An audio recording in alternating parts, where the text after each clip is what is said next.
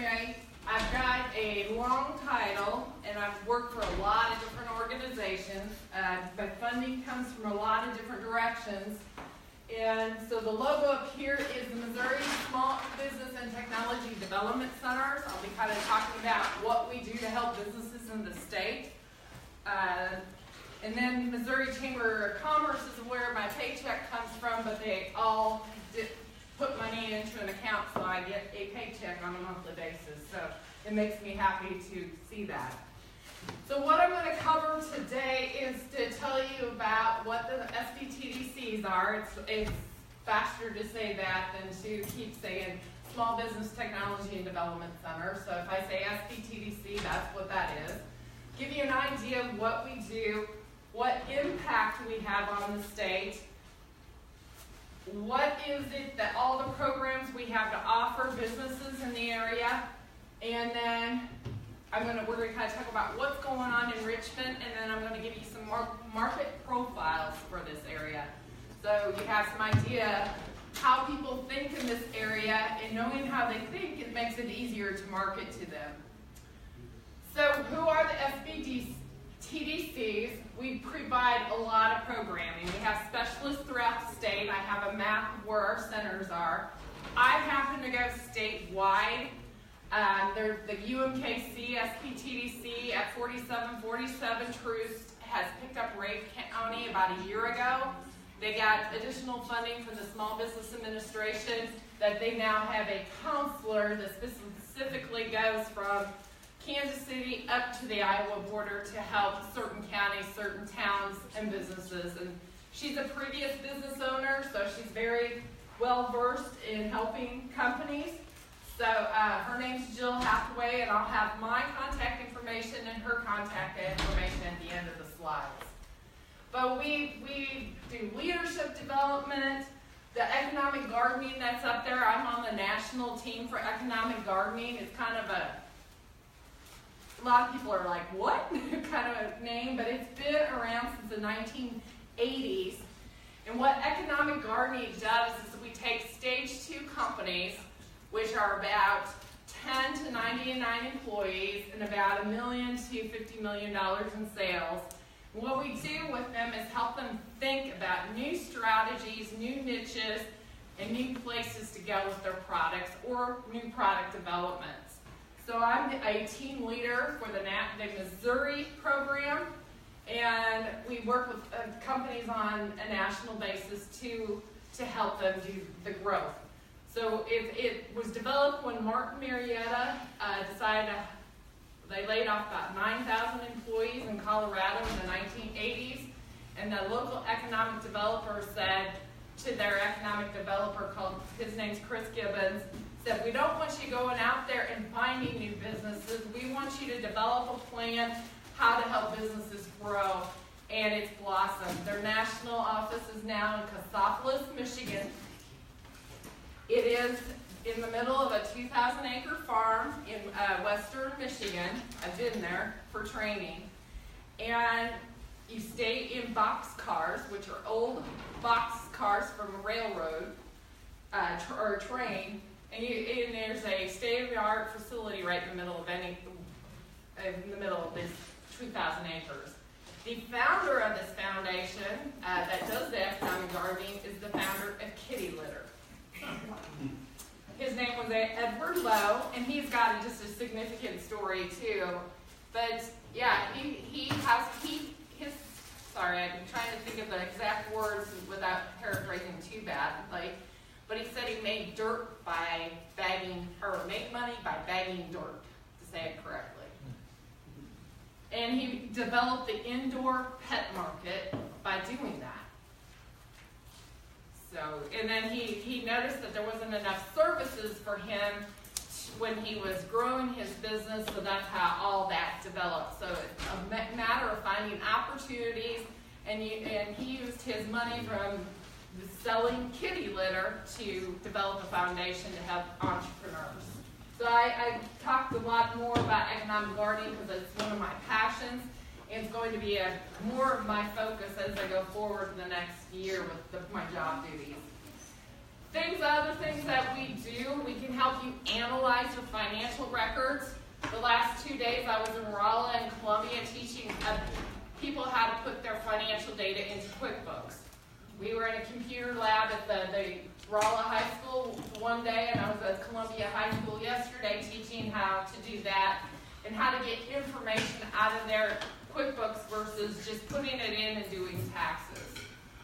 We have specialists that help with technology. We have specialists that work with people that have patents, and those are an expensive process, and that's not one of my focus areas, but I know people to send them to. We have a lot of people that help companies find ways to sell to the government. That's federal, state, and local. A lot of people just think the federal side, but there's a lot of contracts and a lot of availability on the state and local, county and city also.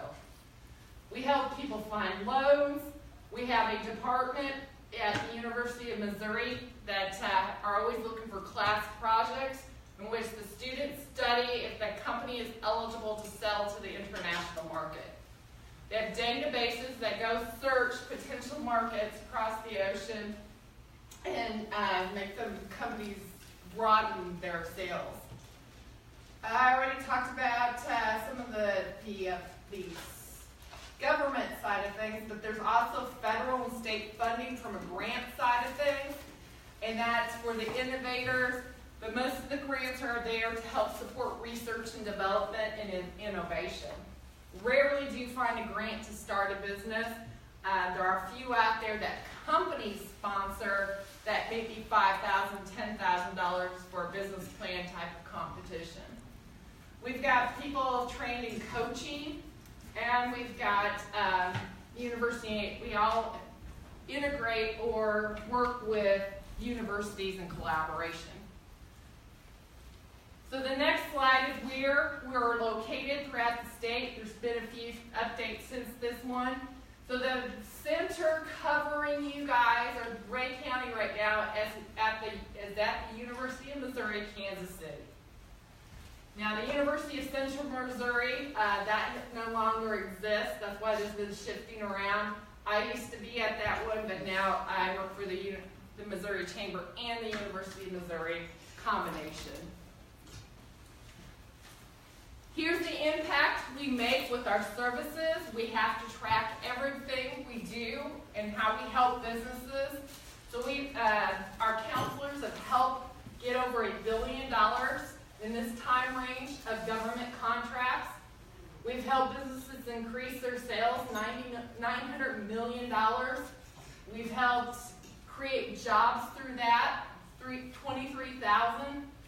So we do make an impact because to keep our paychecks, we have to track, and the businesses vouch for us. We don't just say, oh, I created increased sales. The business has to sign the sheet that I help them increase their sales.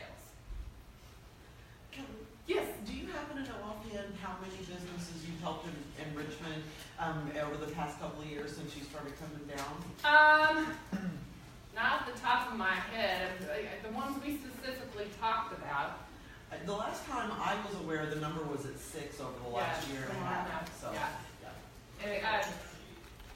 Well, we talked about that. You have the latest one in there, that number. Yeah. But yeah, we're a free service. I didn't mention that yet. Our one-on-one counseling is free of charge to help businesses because we're funded by the federal government to provide these services to business. And the definition of a small business that we can help is up to 500 employees and about 50 million in sales. And that encompasses at least 98% of the businesses in the United States. So we keep kind of busy because if I'm not doing presentations like this, or I'm not working one-on-one with the consumer, I'm in the classroom teaching businesses how to do things too. And we've got a class set up in August here where I'm going to come up and teach how to understand financials. Do you work with non-for-profits also, or just for-profit? We are supposed to be for-profit. We can get permission to work with non-for-profits because I've worked part-time for a $9 million nonprofit, and I argue that you guys create economic activity and create jobs too. So we can work with you, I just have to get permission. This is the specific impact that the UMKC SBTDC of those numbers you saw prior to this. They count it by their center. The reason I'm pointing their numbers out is they have a top-notch center. St. Louis and Kansas City and Springfield, and they have bigger cities to work with and bigger employers, tend to always do the best in the state. In Kansas City, I work very closely with them. I serve as speaker for them too. They really know what they're talking about and have a lot of partners. Here are just a few of their partners. They get lots of scholarships for people to go to classes there. The Fast Track program, Kaufman Foundation helps fund their office.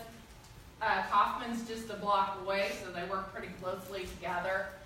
The Scale Up program, I think, is on the next one, but they're even teaching it at Rockhurst High School now. They're that well known.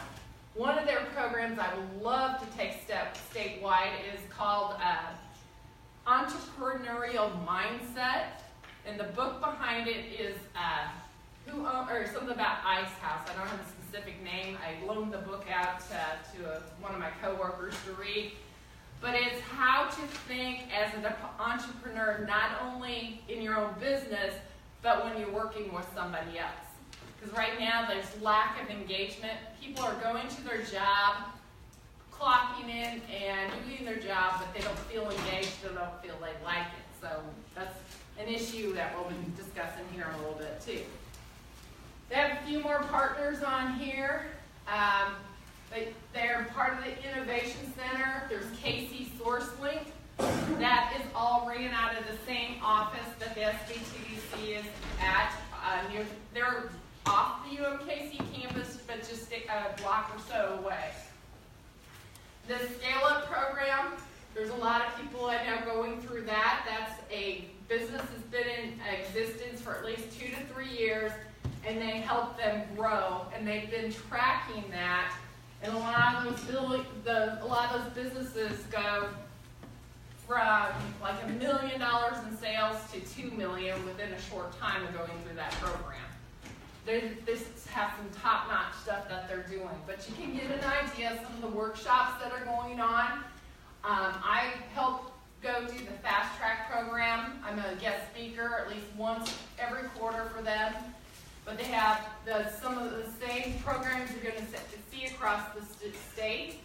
And then here is a summary of some of the symbols you see or logos that you see over here.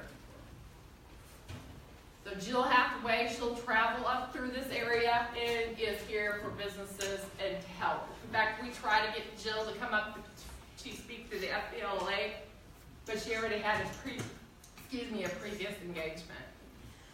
All right, what concerns are you seeing in Richmond or Ray County? What do you hear on a daily basis? What do you hear is going on in this community?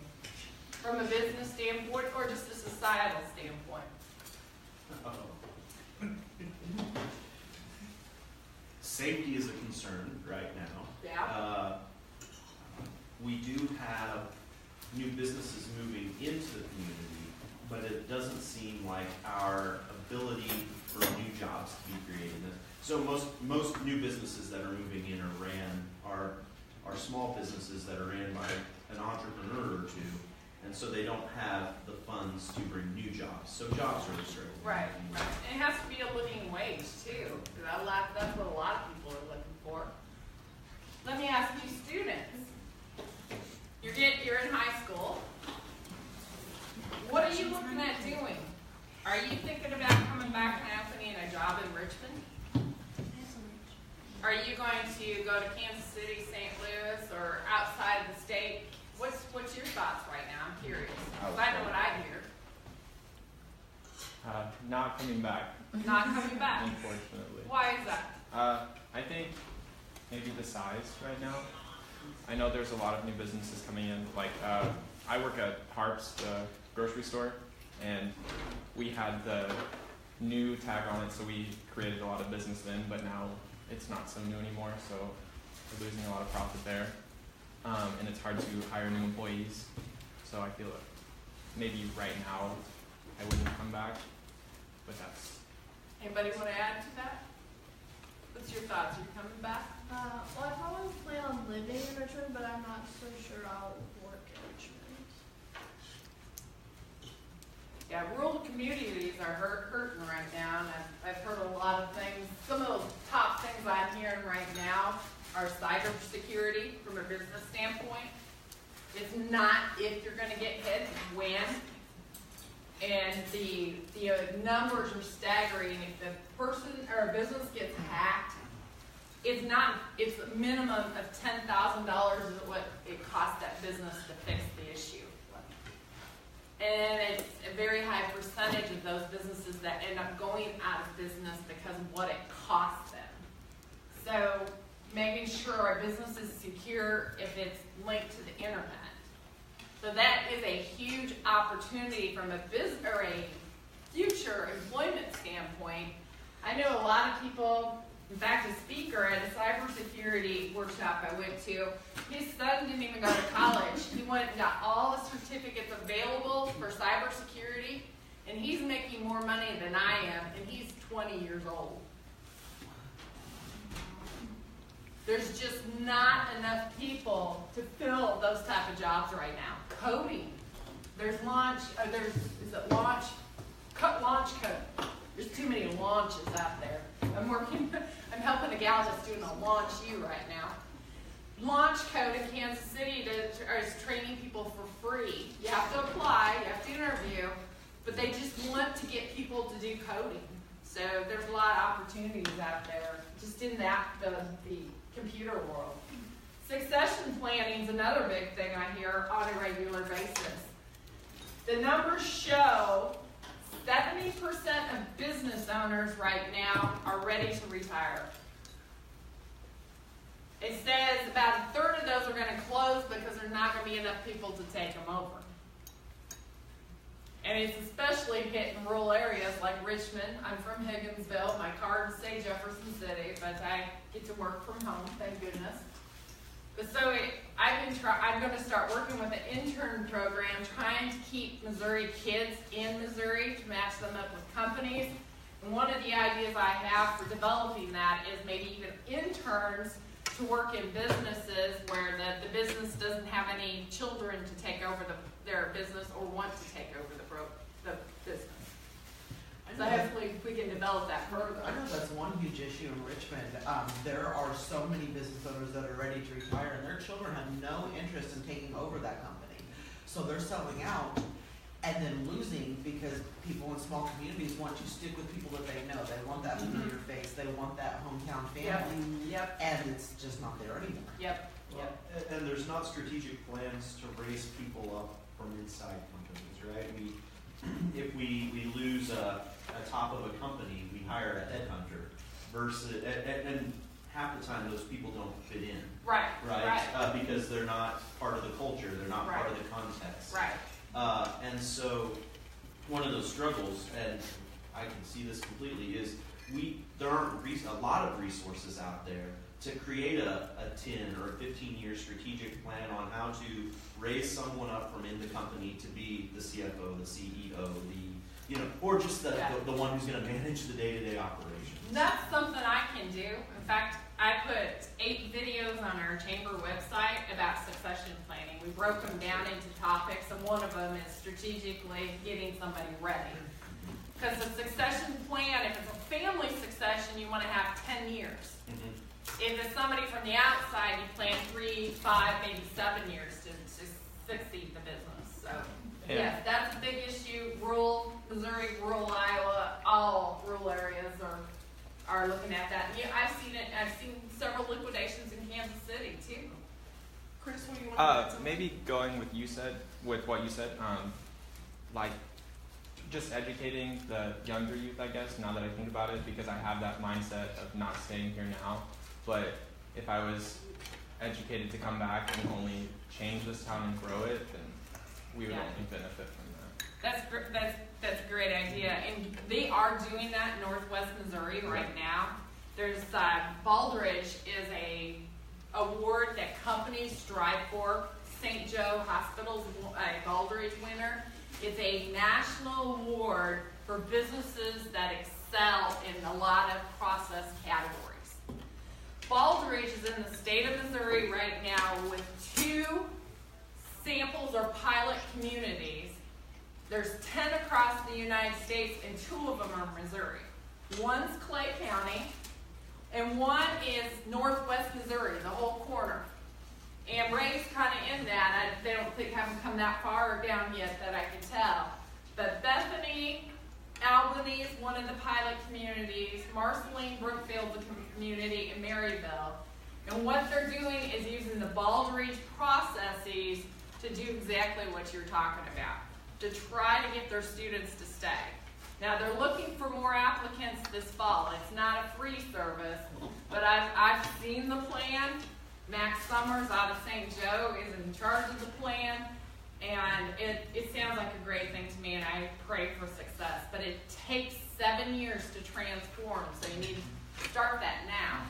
So are there schools then that have, you seem to come up with plans in order to cultivate that desire within the kids to either come back to the community or stay here? A lot of schools right now are focusing on the science, the technology, and that type of thing because, that's an area we need students in too.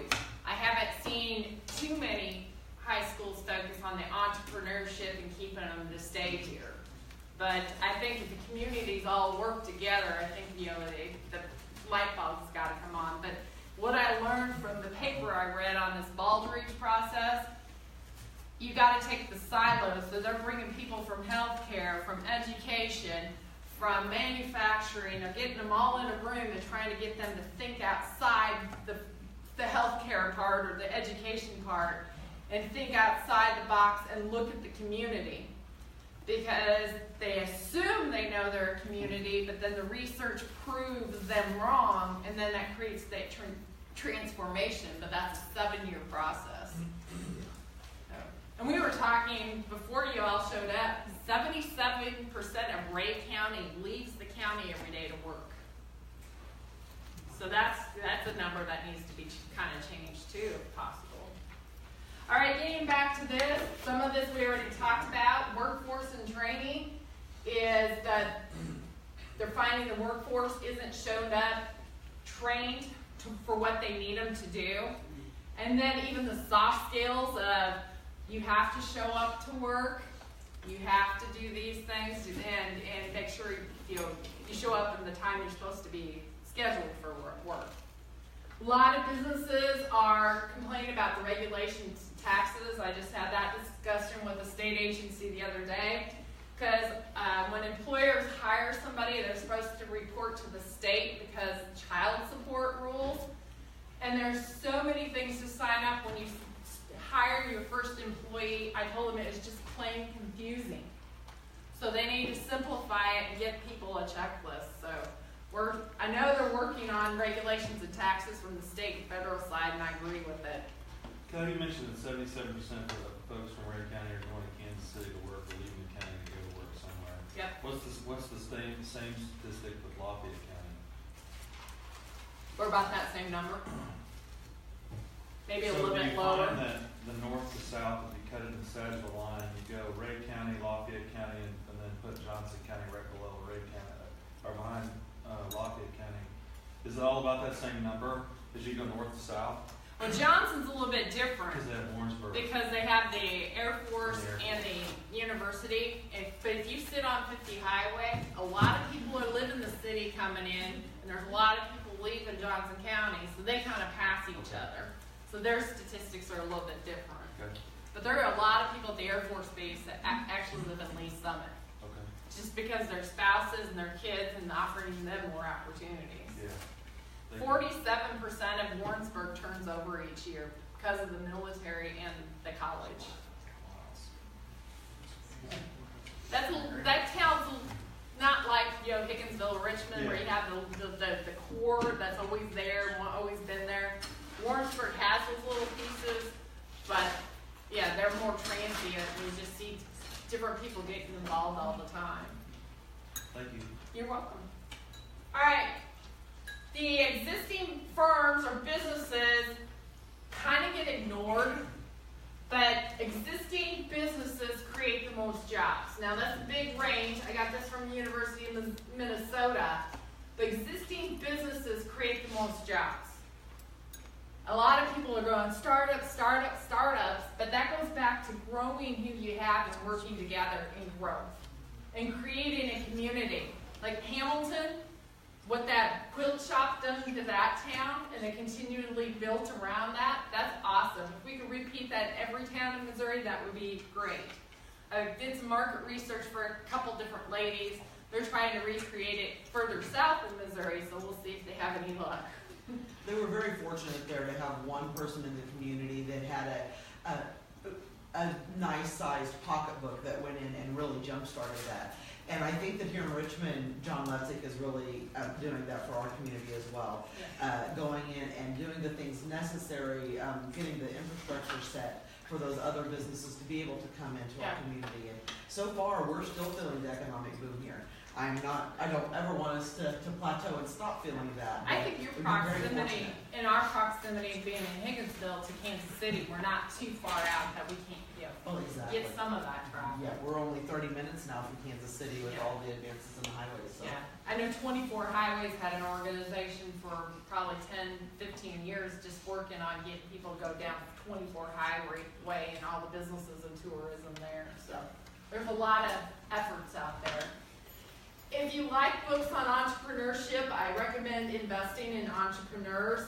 It has a lot, it's dated. I read it like it's going on 8 years ago now, but I still go back to it to get information because I think a lot of what's in here is still pertinent. I read it, I've got a book sitting on my desk that was out of the Federal Reserve out of Kansas City about regions working together. He wrote that 15, 20 years ago.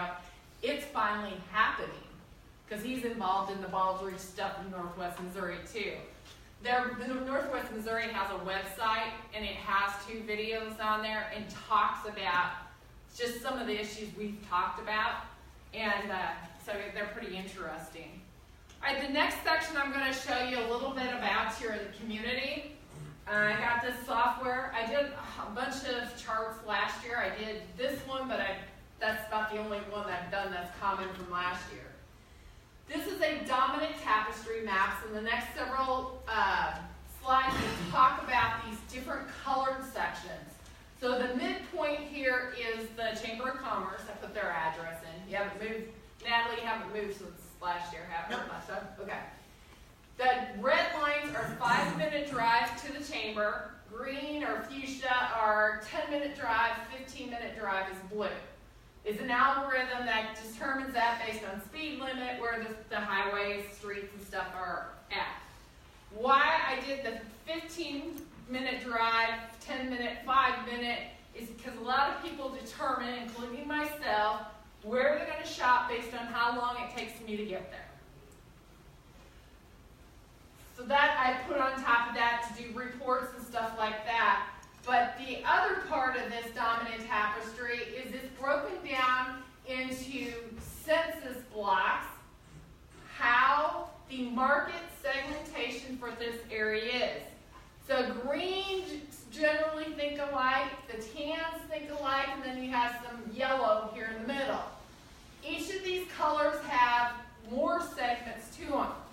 What this is national research that brings down the population into segments, and each segment proves these people think alike. So we're going to look at a few. There's multiples on here because if you look at the greens, there's a 6D, there's 6B, there's a 6A. The green are alike, but they all have their own separate letters. So I did one of the green areas. They're called Prairie Living. So this kind of explains who they are in general. And then there's a 4-page report on each of these segments. I only took pieces out of each of them. So I'm not going to stand here and read it, but they're mainly agricultural, dominated by married couples who live in one single housing. That means they don't have multi-levels like grandpa and grandma and that living with them. Their median household income is fairly similar to the United States. Their participation in labor force is slightly high. Faith is important to them. They're hardworking. How do you market to them is the next one. I apologize for the size. So that kind of explains them in a little bit more detail. They own a truck, a riding lawnmower, ATV or UTV, purchase seeds and plants so they grow a garden. So they might not be somebody that wanted to go to the farmer's market. They like to open CDs. They're pet owners. They like to be outdoors. They're kind of country fans. They listen to faith and inspirational country music type stuff. Fishing, hunting is the type of magazines they read. They'll contribute to religious organizations. Walmart's their favorite shopping spot, and Subway's their favorite eating spot.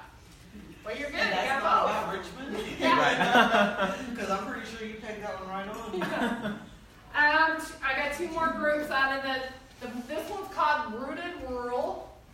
Now this one is, most of these reside in forest areas, but enough people in this area fit this characteristic, and it's kind of rough territory as you get into that Ray County, because I'm from Iowa, so when I travel through here to go to Iowa, there's hills just like I see in Iowa, so. But yeah, it explains, they're not exactly the same details as the previous one, but it goes into, these people watch TV, they have pets too. They like American made. Then their market profile is, the riding lawnmower, the garden tillers, they grow their own gardens. Only half have high-speed internet. That might be by choice or not, because the rural areas still don't have high speed. I don't know about here, but I know Marshall, if I drive 1 mile out of town and help somebody, they're still on dial-up. Kids are going, what? Popular pets, they like to fish and hunt, listen to faith. Many are on Medicare and frequent Walmart pharmacy. Here, those were both green. No, one was green, one was tan. This is a yellow one. So these are low density, settled neighborhoods in the Midwest. They're mixed of married couples and single companies. Families encompass maybe 2 generations that live together. Manufacturing, retail, trade, and health sectors are the primary sources of employment.